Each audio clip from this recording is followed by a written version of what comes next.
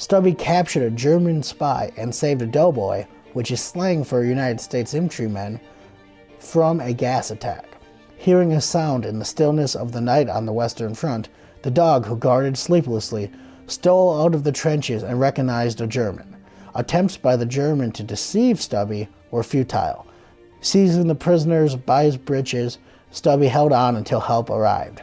Alerted by the commotion, Stubby's fellow soldiers were able to capture and imprison the spy. For his efforts that night, Stubby was issued an Iron Cross medal that had originally been given to the German spy. Join me, Jeremy Swick, on Into the Unknown, a podcast that delves into the personal journeys, stories, and experiences of individuals across diverse professions. As a historian by trade, I firmly believe that our personal histories shape our present and offer valuable insights into our paths ahead. With that being said, let's get into it. This is Lee Habib, and this is Our American Stories, and we tell stories about everything here on this show, from the arts to sports and business to history and everything in between, including your stories. Send them to ouramericanstories.com. They're some of our favorites. And if you love what you hear and you are a fan of the show, send your tax-deductible donations to ouramericanstories.com. We are a nonprofit, and your support would be greatly appreciated. Do a little, do a lot. Do your part, but go to Our American Stories on our Giving tab and donate to continue to support all of the storytelling we do. What we do, it isn't free to make Our American Stories, but we want to make sure it's always free to listen to. And up next, Jeremy Swick, historian and curator at the College Football Hall of Fame, tells us the story of Sergeant Stubby, the street dog turned soldier turned college mascot. Here's Jeremy.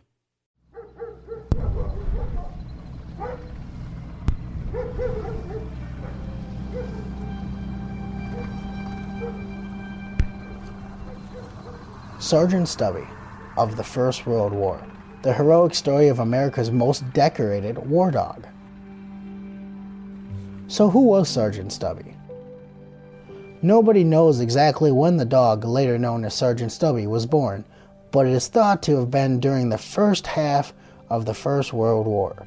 He was a dog of uncertain breed, described in early news stories as either a bull terrier or Boston terrier, with a short stature, barrel shape, and friendly temperament. Until 1917, it is thought that he wandered the streets of New Haven, Connecticut, scrounging for scraps of food. But he was no ordinary stray.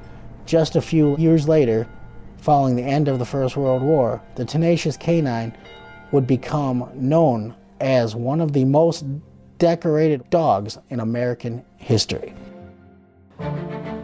Stubby's fortunes changed in July of 1917 when he began hanging around a group of soldiers, members of the 102nd Infantry Regiment, as they trained on the grounds of Yale University.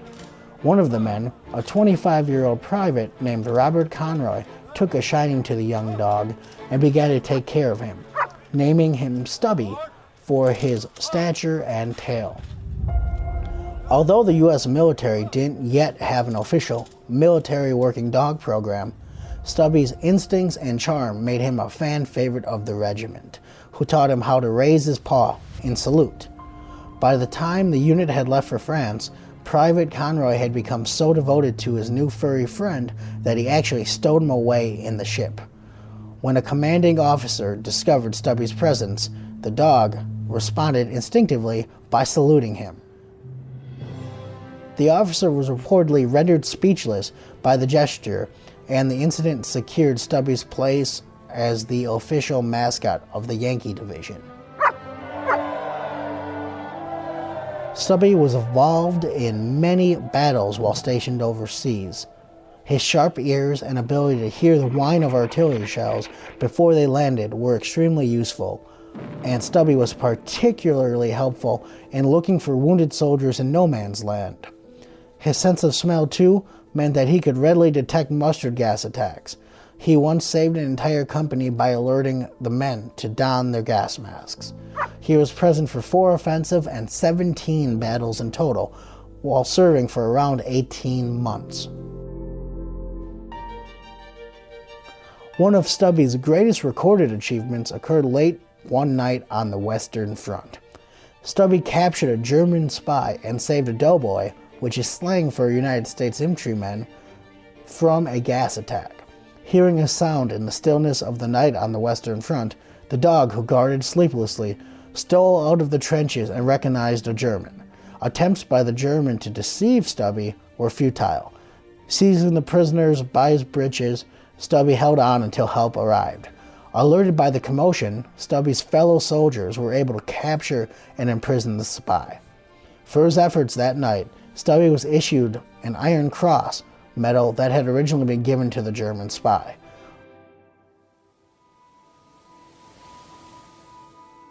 Following the war, Stubby returned home to America. He was honored with the Medal of Heroism from the Humane Education Society, an animal protection organization, and met with Presidents Woodrow Wilson, Calvin Coolidge, and Warren G. Harding. After the war, he went on and became the mascot for a sports team at Georgetown University in Washington, D.C., where Conroy studied law. At the halftime of games, he was given the football to play with in front of the fans. He would push the ball with his nose to great fanfare, which is one of the most exciting parts about Stubby becoming a mascot for a college football team after serving valiantly in the First World War.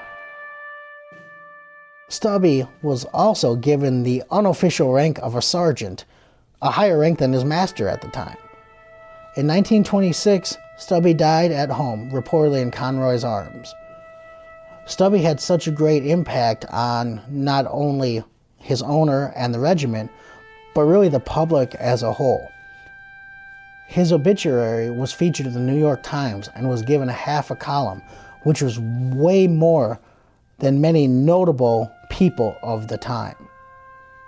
Stubby's legacy lives on, as his body was donated to the Smithsonian Institute, where it is currently on display. And a special thanks to Jeremy Swick for that terrific piece of storytelling, and what a story it was. Sergeant Stubby is wandering around for food in New Haven, doing what stray dogs do, looking for the next meal, and he's adopted by the 102nd Infantry training at Yale University, which is situated in New Haven. And then it's off to war, where his ears and his nose served vital functions in protecting his fellow comrades in arms. And then life as a mascot at Georgetown University. His owner went to Georgetown Law and brought Stubby with him. And the tradition, by the way, of the mascot living at the dorm of Georgetown University to this day prevails. The story of Sergeant Stubby, the most decorated war dog of World War I, here on Our American Story.